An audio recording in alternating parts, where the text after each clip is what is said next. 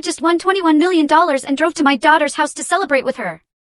But as I stood at the door, I heard her voice say, if we raise the dose, by Christmas she won't even remember who she is. I didn't knock. I drove home and began the silent game. You know that feeling? That dizzying, impossible joy when your whole life changes in an instant? I felt it, clutching a lottery envelope in my hand, $21 million. I was smiling, picturing my daughter's face, ready to surprise her. But then, standing on her doorstep, my own flesh and blood store, I heard her voice, cold as ice, say, if we up her dosage slowly, she'll forget who she is by Christmas. My knees went weak. My heart didn't just break, it shattered, crumbled into dust right there. I didn't knock. I couldn't. Instead, I turned, drove home in a daze, and spent that night installing hidden cameras in every corner of my house. I moved like a ghost in my own home, every click of a lens a silent scream. Just a few days later, the show began. I started pretending to be confused, forgetting things, refusing to sign anything they brought me. The masks fell fast. My daughter, Nora, slapped me across the face. My son-in-law, Jake, shoved me so hard my back hit a chair, sending a jolt of pain up my spine. I trembled, stunned, afraid I couldn't get back up. But then, boom! The front door burst open. The police stormed in. They thought I was just an old, soft woman. They were about to learn what regret truly felt like. You see, that envelope in my hand? The $21 million inside it? It was meant to be a gift. Not all of it, of course, but a little something, help with their mortgage, maybe fix up their kitchen, definitely a fund for my granddaughter, Emily. A good surprise, you know? A loving gesture. But some surprises don't land where you hope. Their voices, clear as day through that door, had painted a different picture. Jake first, calm, utterly calculated, if we up her dosage slowly, by Christmas she won't remember who she is. And then Nora, my daughter, my own little girl, echoed, she won't fight back. She's soft now. This is the only way. Something inside me didn't just break, it tore. Clean and sharp. A tearing that meant there was nothing left to fix. So I didn't knock. I drove home, no tears, no shakes, just a grim purpose. That night, two things arrived, a bottle of whiskey I had no intention of drinking, and a set of hidden cameras I absolutely intended to use. I installed them myself, kitchen, front door, tacked above the medicine cabinet. I tested every angle, every shadow, every sound. People say you become invisible when you grow old. Maybe, but invisibility has its uses. 3 nights later, they came. Nora brought a casserole, Jake a smile that never reached his eyes. They acted like everything was normal, all small talk and fake compliments. Emily wasn't with them, of course. She still had a soul. After dinner, Jake, who'd never lifted a finger, offered to help with dishes. As I rinsed, I saw it, his glance at the cabinet, a pause, a hand in his pocket for a second too long. He left a new bottle of pills right where the old one used to be. I didn't touch it. That night, I swapped the capsules, their poison tucked away in a Ziploc under the sink. The next morning, the performance began. I forgot sugar in my coffee, called Emily by the cat's name, stared blankly at a turned-off TV. They came back, papers in hand. Jake called them routine, Nora said they'd take the burden off my shoulders. I just smiled, nodded, said I'd take a look. I waited until they returned 4 days later. This time, no smiles. Nora slapped the papers down like dealing cards, long-term care authorization and, chillingly, property transfer. I blinked, pretended not to understand. Where's Emily? What day is it? Jake slammed his hand on the table. Nora hissed something I couldn't even process. Then her hand flew across my cheek, sharp and hot. Before I could catch my breath, Jake grabbed my shoulder and shoved. My back hit the chair, the pain shooting up my spine. My hands trembled. And just as I looked up, the front door burst open. Officer Grant. Laura. She used to take piano lessons from me when she was 12. Now, she had a badge, a gun, and a face that said she'd seen enough. Step away from her, she commanded. Nora went white. Jake raised his hands. And I just sat there, utterly calm, watching. For anyone still listening, let me tell you something important. Sometimes, silence isn't weakness. Sometimes, it's preparation. And I had been preparing for this exact moment since the day I didn't knock. They thought it was over. But that was just the very first step. After the police left, after Nora and Jake were gone and the door finally closed, I didn't collapse. I didn't cry. I walked into the kitchen and poured myself a glass of water. My cheek still burned, my shoulder ached. But I stood tall. Because now, the game had shifted. I didn't just want to defend myself. I wanted them exposed. I knew the slap and shove would trigger consequences, but that was just emotion, heat. I needed proof that their plan went far beyond one terrible evening. I needed to uncover everything they were hiding. So, I got to work. First, I called Martha, my friend of 30 years. We met at the library, me working part-time, her organizing a grief support group. Martha has a mind that remembers everything, especially people. Slow to judge, quick to notice. And she never liked Jake. I didn't tell her everything, just that I had a situation and needed help reviewing some documents. 2 hours later, she showed up with her reading glasses and a yellow notepad. I pulled out the folder Nora had left, still so arrogant she thought I wouldn't read it. Her undoing. Page after page of legal jargon, durable medical proxy, permanent residence waiver. Even a draft of a power of attorney I'd never signed, but somehow my signature was scanned onto it. Martha caught it instantly. She tapped her pen on the page. Harriet, this isn't just pressure. This is premeditated. We read everything twice. She took photos, helped me sort what was suspicious from what was useful. I didn't need to understand every legal term, I just needed to build a chain, intent, motive, method. Then came the banking records. I'd never given Nora full access, but she helped set up online banking years ago, and I'd given her my passwords when I broke my wrist. I thought I changed them later. But when I logged in, things looked fine at first. Usual balances, scheduled payments. Then I checked recent login activity. 3 access attempts in the past week from an unfamiliar device. 1 from Jake's work IP address. My blood ran cold. I called the bank's fraud department. They confirmed multiple views of my account. No money taken yet, but the pattern was clear. I printed the records, highlighted every access, made copies, organized everything meticulously in a binder. I wasn't angry, I was methodical. Over the next 3 days, I dug through everything, insurance policies, the deed to the house, old letters from my husband. I looked for fingerprints, traces, anything to show how long this had been brewing. And I found it. Buried deep in a folder labeled miscellaneous in my filing cabinet, a typed document dated 6 months ago. A long-term care evaluation form, filled out and signed not by me. My name, birth date, fabricated medical notes, memory concerns, delayed response, inconsistent hygiene. All made up, signed by a physician I'd never met.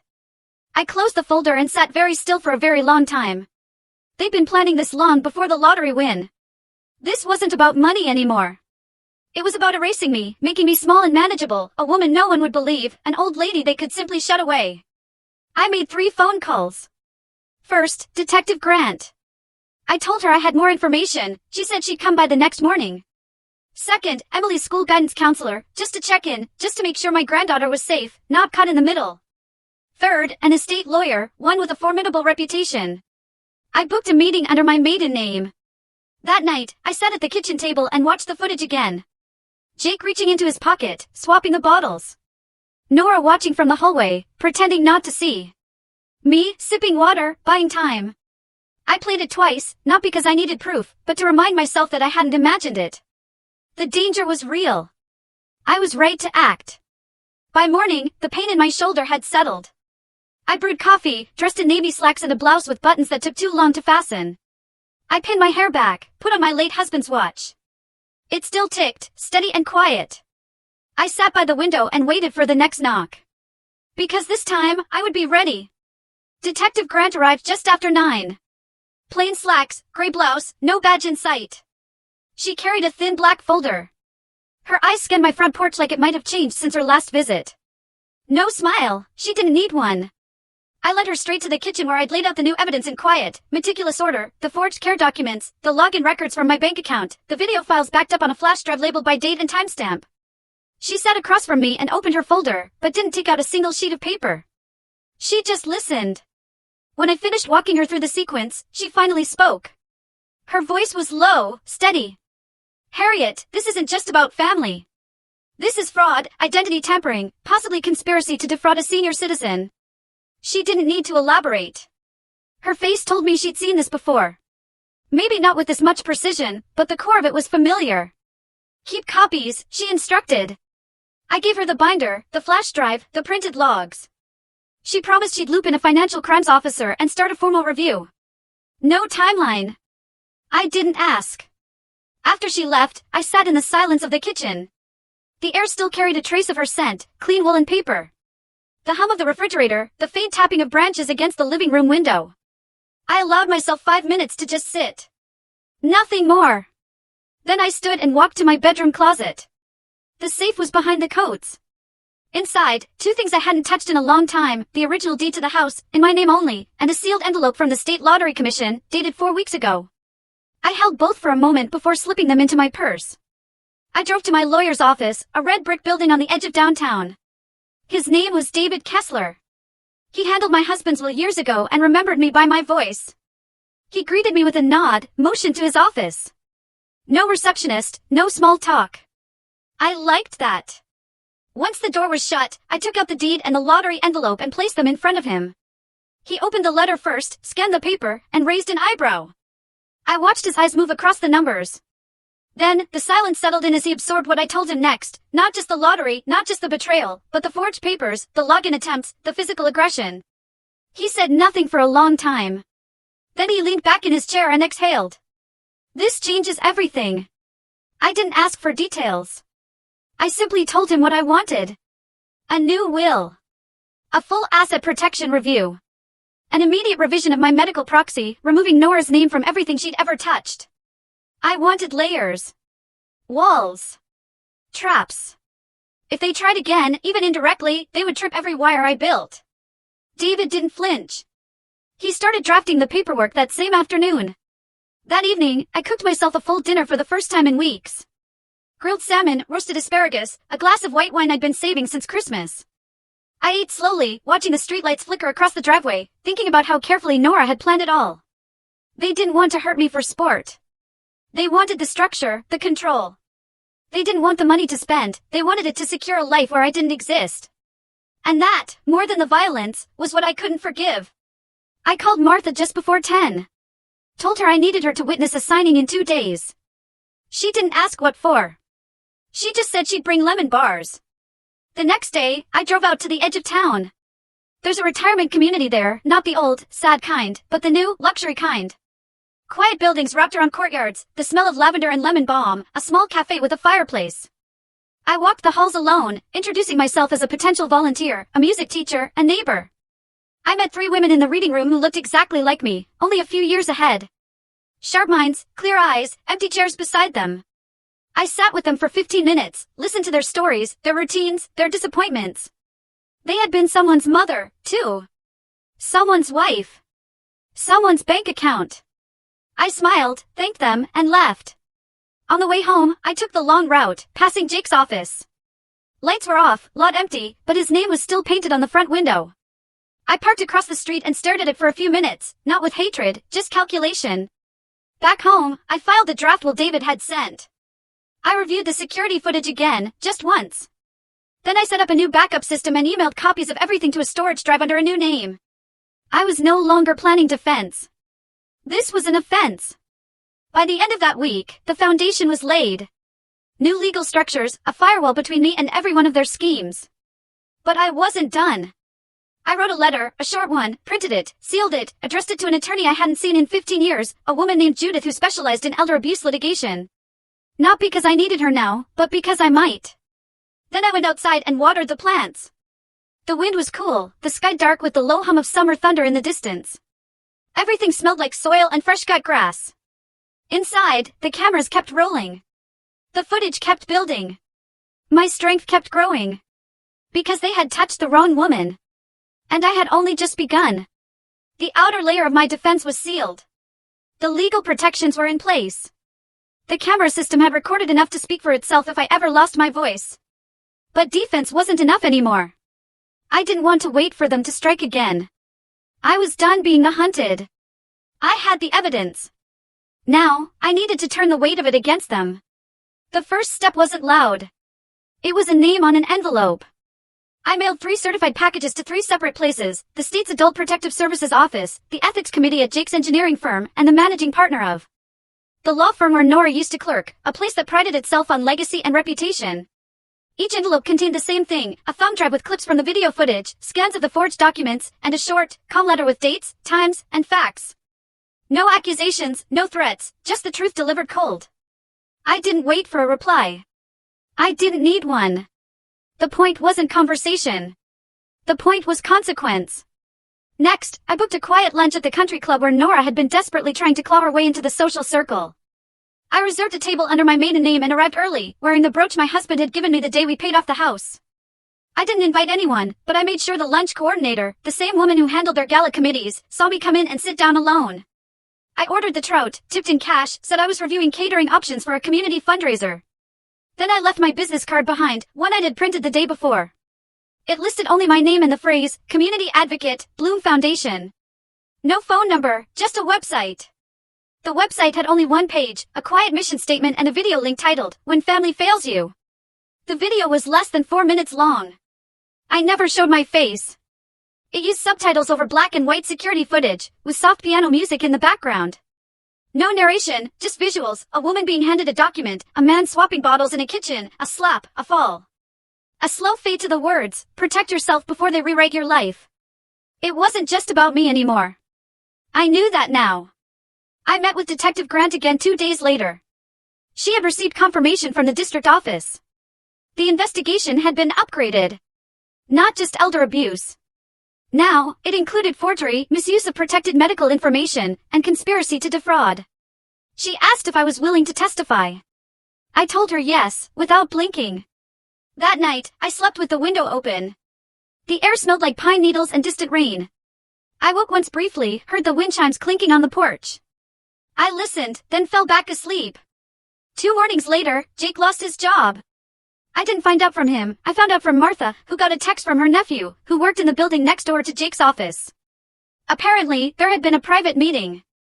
Then he left the building without his security badge. It had only taken one look at the footage, the slap, the switch, the falsified document. The firm didn't want the liability. Not with state investigators watching. I didn't gloat. I didn't smile. I watered my garden that morning like I always did, trimmed the lavender bush, swept the walkway. But I did allow myself one small nod when I passed the mailbox. Nora held out longer. She had more insulation. She'd always been better at pretending. But the cracks started showing fast. Her name disappeared from the social calendar at the club. Her volunteer slot at the Historic Preservation Board was quietly reassigned. And when I walked past the boutique she used to frequent, the manager didn't meet my eyes. I received a message through my lawyer the next day from hers. She requested a private meeting. Not about custody, not about inheritance. About closure. I told David to decline politely. There would be no private meetings, no quiet arrangements. If she wanted to speak, she could do so under oath. The hardest part of those weeks wasn't the damage, wasn't watching the reputation they built collapse under their own weight. It was knowing how easily I could have missed it. How close I'd come to being erased by the very people I had given my life to. It made me see everything differently. I cleaned out my attic that weekend, found old photo albums I hadn't touched in years, letters from my late husband, birthday cards from when Emily was a toddler. I boxed them carefully and moved them into the study, into the cabinet where I now kept my legal files and backup drives. The past and the future, side by side. On Sunday, I made a small donation in Nora's name to the local women's shelter, anonymous, just a check, no message. Not out of forgiveness. Not out of guilt. But because sometimes, even when people try to destroy you, you don't have to let them change who you are. I was Harriet Bloom, and I still was. And the storm I had unleashed was only just beginning. The blowback began swiftly. When people start to fall, they rarely go quietly. And Nora was not one to go down without a struggle. 3 days after Jake lost his job, I noticed a car parked across the street from my house. Same make and model, different plates every day. No one ever got out. They never rang the bell. But the engine stayed running for hours, always facing the front window, always around the same time Nora used to drop off baked goods, like she was some saintly daughter. I didn't panic. I added one more angle to the security system and went about my day. But I knew it was her, or someone hired by her, watching, waiting, looking for weakness. That same week, a letter arrived in the mail. Not from her directly, of course, but from a different law firm, one I didn't recognize. The tone was sharp, aggressive. It accused me of falsifying claims, manipulating video evidence, damaging Nora and Jake's reputation with malicious intent. They threatened defamation suits, a formal countersuit for slander, and financial restitution. I handed the letter to David Kessler and made a pot of Earl Grey. He read it while I clipped basil from the garden. He looked up once, nodded, and said he'd handle it. He asked if I had updated backups of all the original files. I told him yes.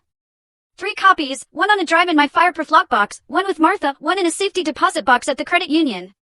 That night, I sat at the kitchen table and reread the original forged documents.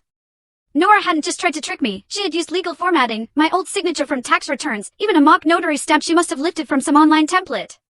She knew exactly what she was doing. And now that the law had seen the evidence, she was scrabbling, throwing darts at the wall to see if anything would stick. A few days later, a woman called. She introduced herself as an investigator from the State Board for Medical Licensing. She'd received a copy of the footage and was pursuing formal disciplinary review against the physician who had signed the initial elder care assessment Nora used as justification to seize medical power of attorney. Apparently, he had signed off without ever meeting me in person, never even called me, just took Nora's word and rubber-stamped it. I thanked her, and after the call ended, I sat still for a long time. That doctor, a man I'd never seen, had come that close to declaring me legally incompetent. Had things gone just a little differently, I could have been locked away in a facility by now, forgotten, drifting. He was a stranger, but his carelessness nearly stole everything from me. And Nora knew she counted on it. I wrote his name down and filed it with the rest.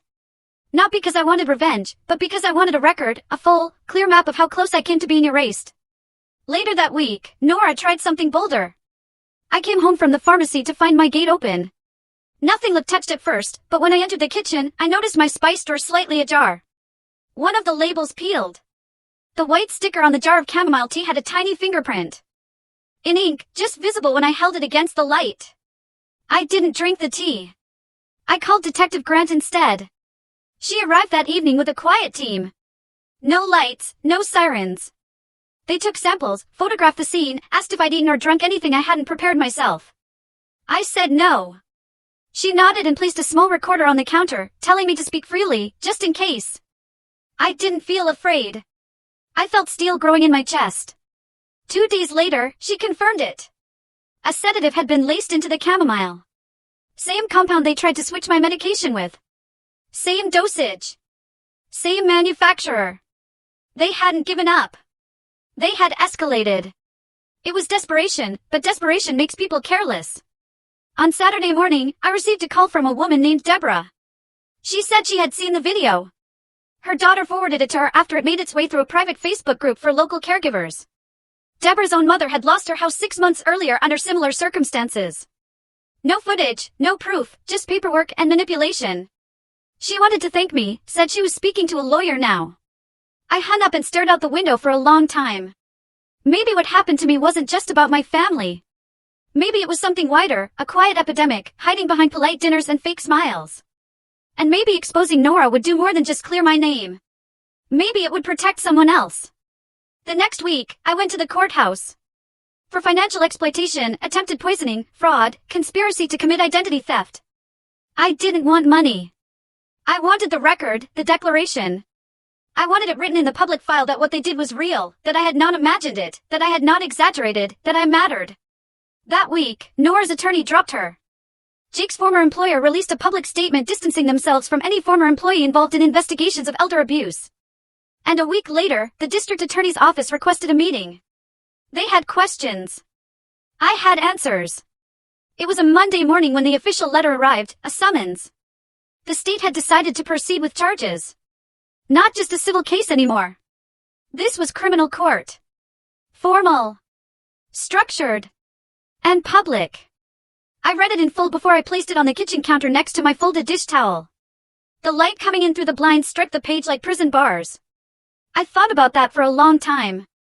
Later that afternoon, David called to confirm the schedule. I would give a statement. I would appear in court. But before any of that happened, there would be a recorded mediation. A chance, they said, for the parties to clarify intentions, to settle, to look one another in the eye. I agreed, not because I believed Nora would apologize, but because I had one thing left to say.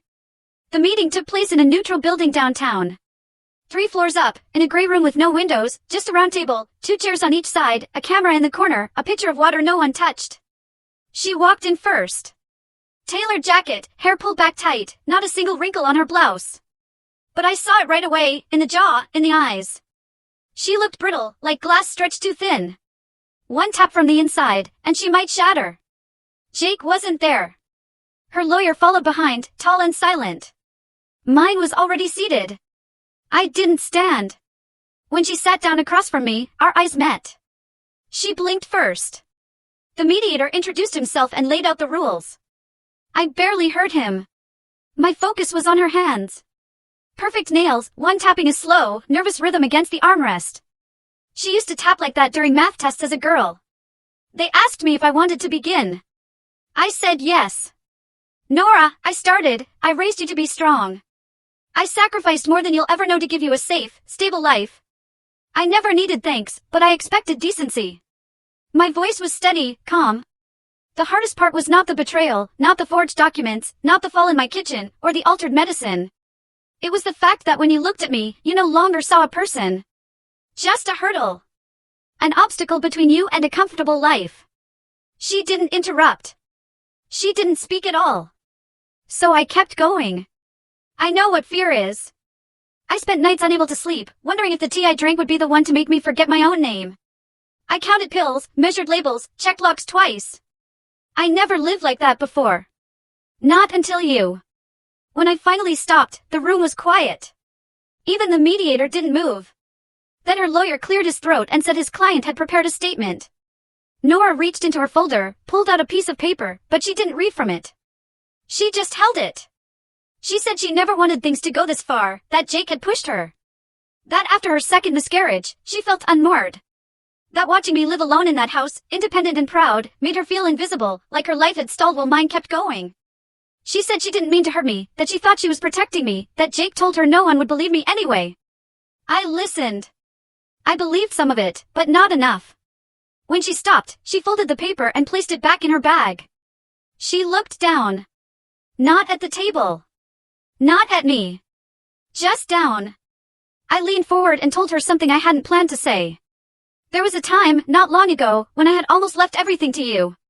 Not because you earned it, but because I thought love required sacrifice. That maybe giving you everything would heal whatever wound lived inside you. But then, you tried to erase me. And I will not give anything to someone who believes I am disposable. The mediator asked if we were willing to resolve the matter outside of court. David said no. Nora's lawyer didn't argue. When it was over, she stood slowly. I stayed seated. She walked to the door, hesitated, then turned to look back at me. She said my name, just once, Harriet. And I said hers, the way I used to, Nora Jean. Then she left. I sat in that room for another 10 minutes, listening to the air vent hum. Outside, the light had shifted, clouds moving in. I walked to my car alone and drove to the cemetery where my husband was buried. I didn't speak to the headstone. I just sat on the bench beside it and let the wind blow across my face. I had thought that facing her would bring me peace. But peace was not what I felt. It was something else. Something quieter, like a deep shift inside my bones. The moment you stop fighting to be heard and start choosing who deserves to hear you. Back at home, the house felt heavier. Not darker, just fuller somehow. I made soup. I turned on the porch light early. I pulled the spare quilt from the closet and left it folded at the end of the bed. There was a storm forecast for the weekend.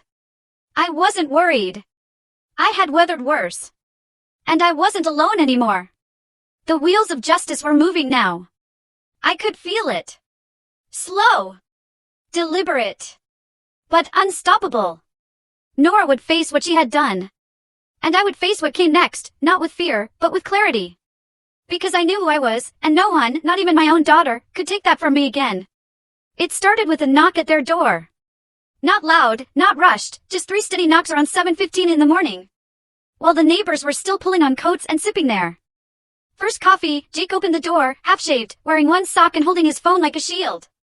A tall man in a navy blazer introduced himself as Deputy Marshal Whitman and handed over a thick envelope.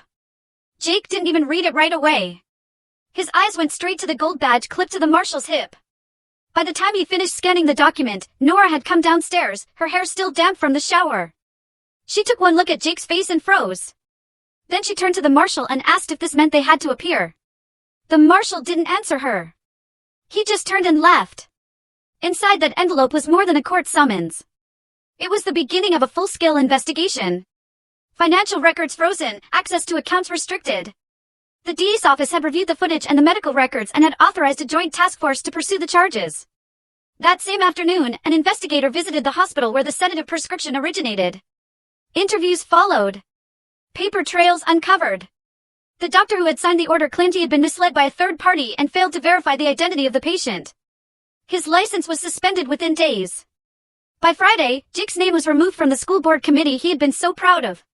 And Nora's nonprofit, which had once been the subject of a full-page feature in the community paper, was quietly taken off the city's partnership list. I didn't gloat, but I also didn't look away. I watched the fall with the same quiet precision I had used to plant tomatoes in the spring. Patient. Intentional. At the grocery store, two women whispered near the produce aisle. I heard Nora's name. One of them shook her head slowly, holding a bag of lemons. The ripple had begun. Meanwhile, I continued living. I attended my book club, returned borrowed Pyrex dishes, mailed birthday cards to the women I'd met at the grief support group. But I didn't stop tracking the legal steps. Every form, every filing, every update from David came with a calm clarity that reminded me why I had chosen to act. This wasn't just about what they tried to do to me. It was about creating a line they could no longer cross. One night, as I was drifting off, my phone rang. Martha, in a low, urgent tone. Jake had been spotted at the bar near the interstate, loud, slurring, talking too much. According to the bartender, he'd mentioned lawsuits and something about a safe deposit box. I didn't react.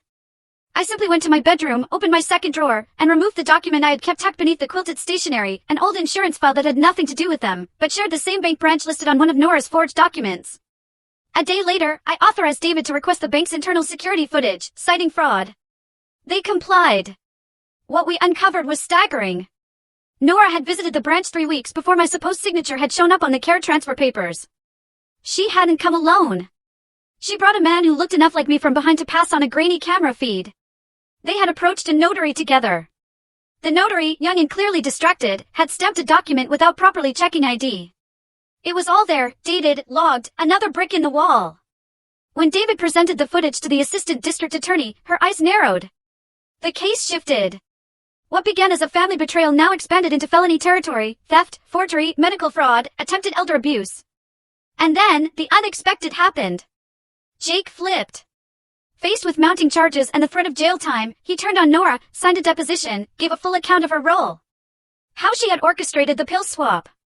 How she had instructed him to download fake legal templates. How she had coached him on which words to use when talking to the doctor. His confession came with details only someone inside the plan could know. He even provided screenshots of old texts between them. The DA's office didn't need more, but they took it. I sat with David the morning we received the news. Nora would be indicted.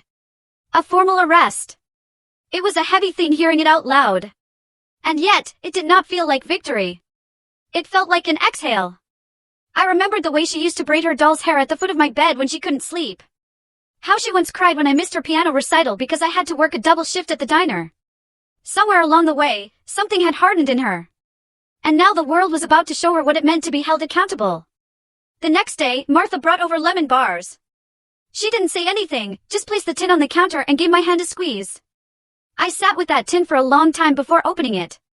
I wasn't celebrating, but I also wasn't grieving. The truth had come into the light. And once truth begins to shine, it's hard to put it back into the dark. 2 days after Jake's confession reached the DA's desk, Nora filed an emergency motion through her attorney. It was slick, buried in procedural language aimed at freezing all evidence tied to her nonprofit's accounts. She claimed everything was a misunderstanding, that she was the victim of a malicious smear campaign orchestrated by a bitter parent and an unstable husband. The court rejected it. But the media did not. The local paper ran a headline too big for its column, "Respected youth advocate faces allegations of fraud and elder abuse." Her face was plastered beneath it, captured during some fundraising event, smiling in front of a line of schoolchildren. The comments came fast. Some defended her, citing years of service. Others called for her arrest. But the worst tone came from former staff. Anonymous quotes, quiet accusations. They spoke of missing funds, strange reimbursements, donors pulling back. And just like that, the storm she tried to hide behind swallowed her whole. At home, I stayed quiet. I didn't call anyone. I didn't respond to the handful of people who left messages saying they were sorry, that they had no idea. I didn't need their sympathy. I needed clarity. David met me at the diner down on Oak the following morning. He slid into the booth across from me, opened a slim manila folder, and showed me the latest deposition. It wasn't just Jake anymore. One of Nora's former assistants had stepped forward. She confirmed Nora had used the nonprofit's funds to cover personal expenses and had drafted false meeting notes to justify grant spending. Each line of testimony was like a rope pulling the curtain back. But I felt no joy, no satisfaction, only a growing heaviness. That afternoon, I sat by the window with a cup of lukewarm tea, watching the wind lift the corners of the garden tarp. I remembered planting flowers with Nora when she was a child. She had soft hands and too much curiosity. She once asked if daisies could hear when we spoke to them. Somewhere between that summer and this winter, something inside her had turned cold. The next day, I received a letter. Not official, not legal, just a plain white envelope with shaky handwriting. It was from Emily. She wrote that she had moved in with a friend's family, said she couldn't be near her parents right now. Said she had seen the footage and had read the headlines. She didn't ask to come visit me. She didn't offer any apologies on her mother's behalf. She simply wrote, "I believe you. And I'm sorry." I sat with the letter in my lap for a long time, not crying, just breathing. That night, I locked every door. The next morning, there was a pounding on the back door. I stood still, holding my breath, heart steady. It was Nora. She looked thinner, eyes wild, hair pulled into a loose knot like she hadn't slept. I didn't open the door. She shouted my name twice, said she just needed to talk, that it had all gone too far. I turned away from the window and walked to the living room. I didn't want to hear it. But then I heard glass. The sound of a flower pot shattering. By the time I reached the porch, she was gone. And there, beside the broken clay, was a photograph. It was the one from our trip to Savannah, the last trip we ever took as mother and daughter. I picked it up.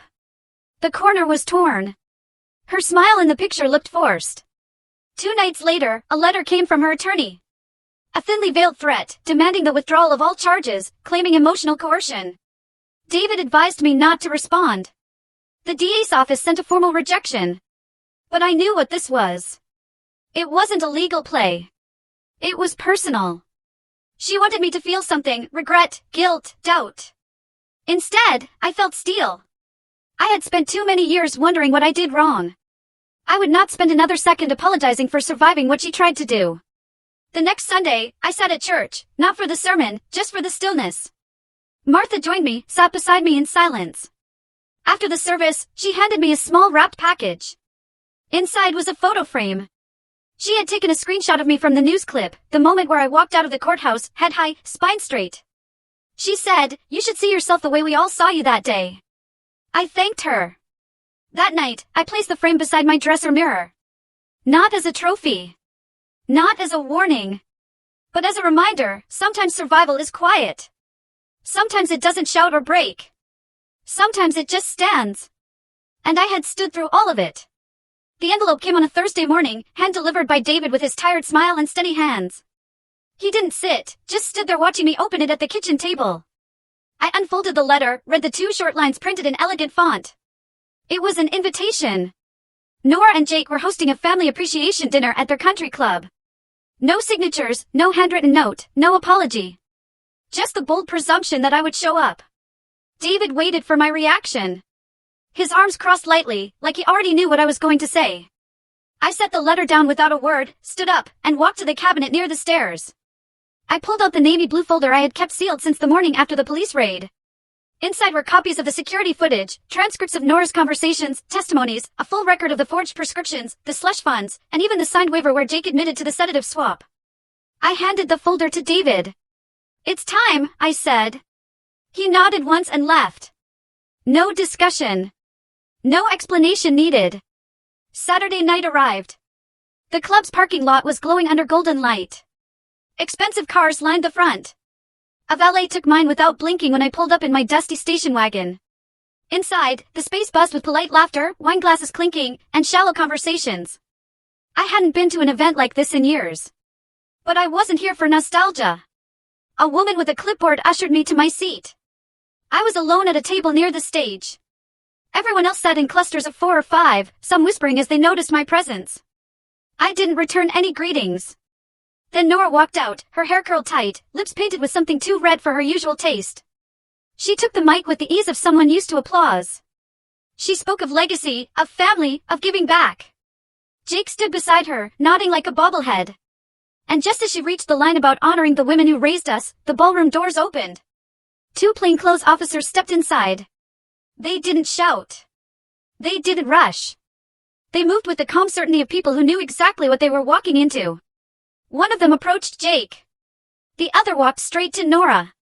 It happened so fast that most guests didn't even register what was going on until the bracelets clicked.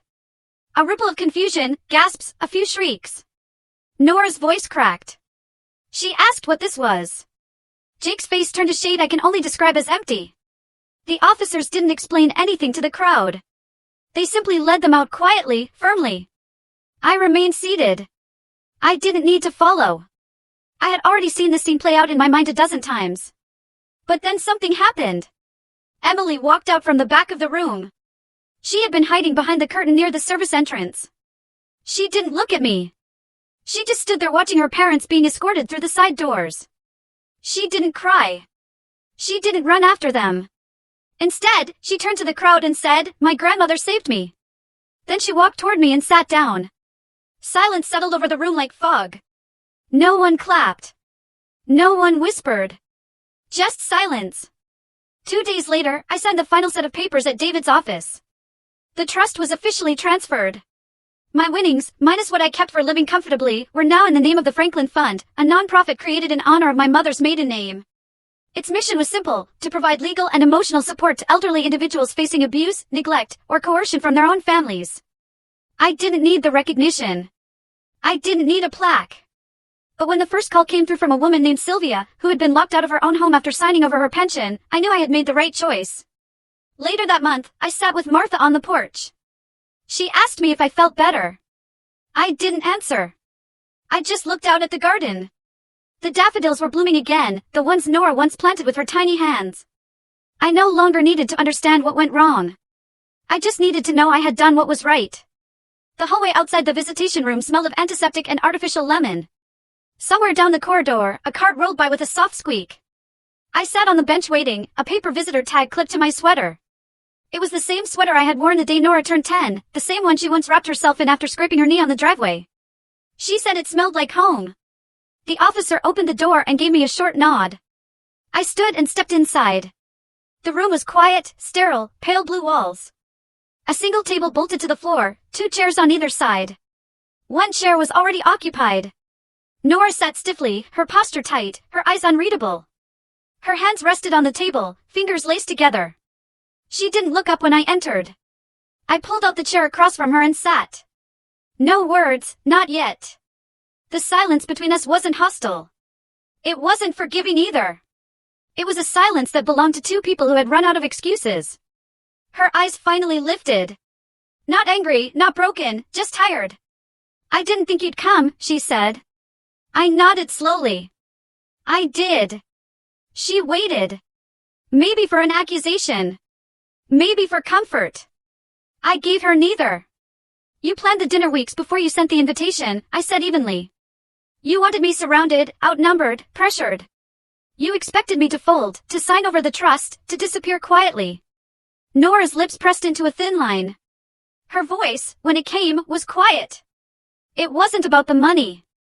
I let that sit for a moment. Then I leaned forward. "Then what was it about?" She glanced at the wall, then back to me. "You always made me feel like I had to be perfect. Like everything I did was a performance. You praised me for grades, for achievements, for being strong. But never for being me." I exhaled, not because it hurt, but because it was something I had waited years to hear. "You're right," I said. "I was hard on you.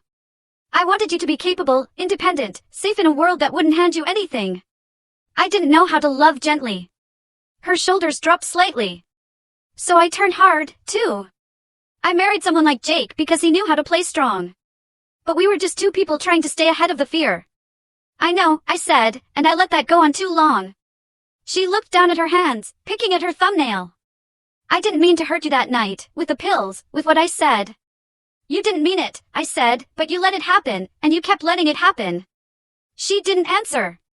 I pulled a folded piece of paper from my coat pocket and laid it on the table between us. Her name was typed on the top. It was a handwritten letter, not mine, Emily's. I had found it tacked under my door the night before. Nora hesitated before picking it up. Her eyes moved quickly down the page. I watched her face shift, confusion, then something close to shame. She's been seeing a therapist, I said. She wrote that on her own. Said she wants to see you, but not until you've done the work. Nora folded the letter again, carefully, like it was something fragile. I don't know if I can fix this, she whispered. You don't have to fix it all today, I said. But you do have to begin. For the first time since I walked in, her eyes met mine with something that resembled who she used to be. The girl who built forts in the backyard. The girl who begged for midnight pancakes. The girl who once cried because a bird flew into our window and died. I stood slowly. I'm not here to punish you, Nora. The court will do that part. I came because you're still my daughter. And because I needed to say this face to face. She nodded once, stiff and small. I moved to the door. Just before I knocked for the guard, I turned back. I forgive you, I said. She didn't say anything, but her lips trembled. And as the door opened behind me, I saw her clutching Emily's letter like it was the only real thing in the room. I stepped into the cold air outside. The wind was sharp but clean. Martha was waiting in the car, reading a book with her glasses pushed halfway down her nose. She didn't ask how it went, just offered me a thermos of hot tea and turned on the heater. We drove in silence for a while, the city slowly unfolding into distance. At a stoplight, I looked over at her. Do you think she meant it?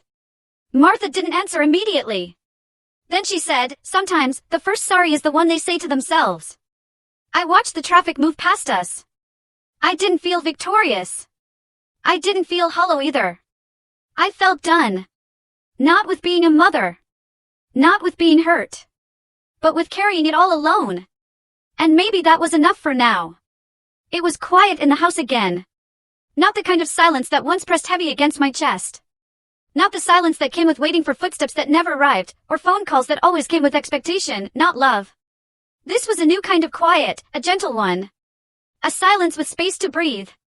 I had started waking up without the knot in my stomach. It didn't happen all at once. It crept in day by day as I cleared the clutter from my kitchen, as I replaced the old curtains in the living room, as I planted marigolds by the porch and watched them bloom. There was peace in the doing. Some mornings I sat out with a cup of tea, wrapped in the same shawl I had worn on Emily's first day of kindergarten. That morning felt like another lifetime. But the warmth in my chest as I remembered her tiny hand waving from the school bus window stayed with me. Emily hadn't come to visit yet, but she called. Not every day, but enough. Her voice was soft and sometimes uncertain, like she didn't quite know how to talk to me without Nora translating. But it was her. And that was more than enough for now. She told me she was writing short stories, mostly about animals that could talk. She said one of them was based on a grandmother fox who lived in a cave full of books and could see people's thoughts. I asked her if that fox ever got lonely. She was quiet, then said, not really, because the fox had learned to enjoy her own company. I smiled at that. Martha had become more than just a neighbor. She had become a rhythm in my week. Tuesday morning walks, Friday lunches at the corner cafe, and Sunday evenings watching the old black and white movies I never had time for before.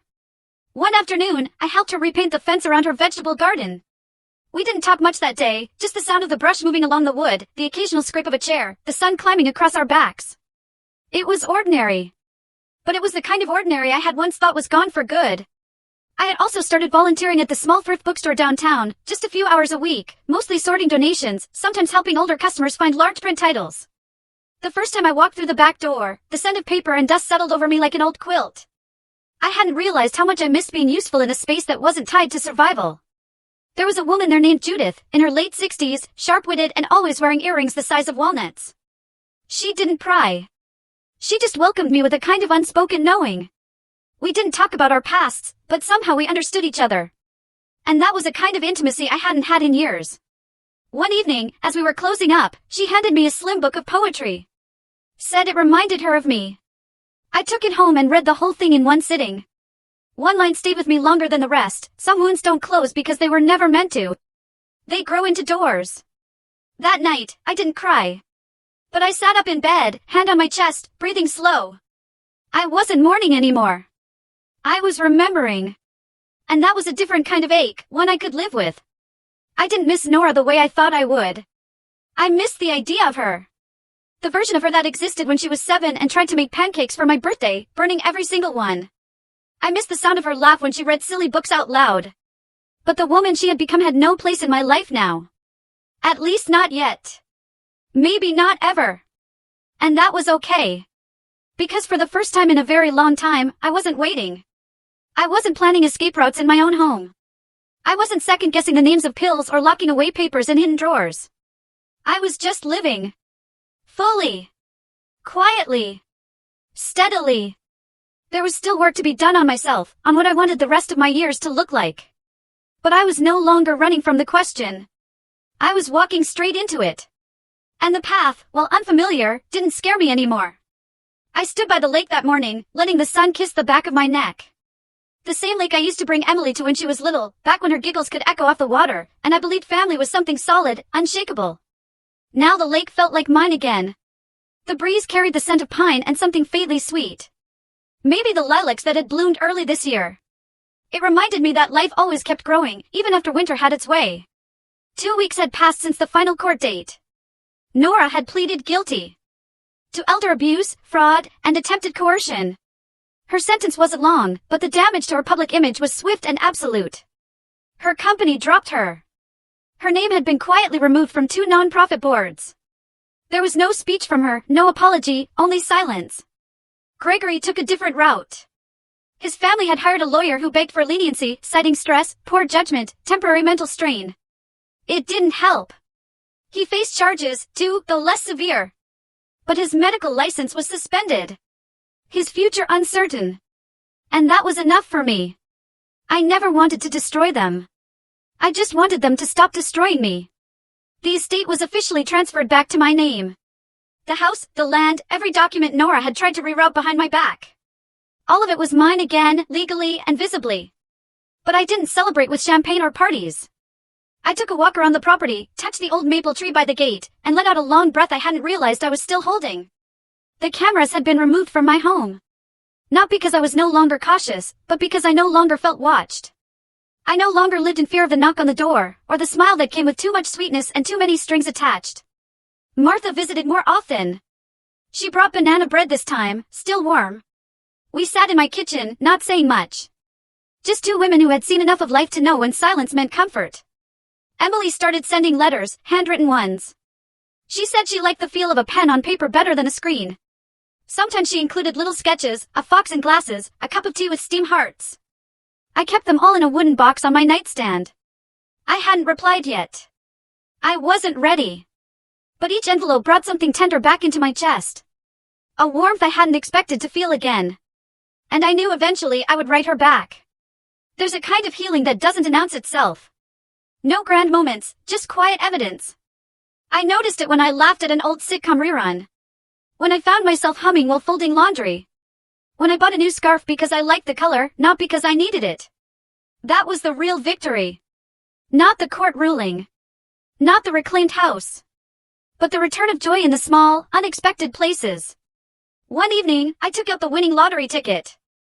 I hadn't told anyone, not even Martha, not even Emily. I kept it in a small ceramic jar behind my bookshelf.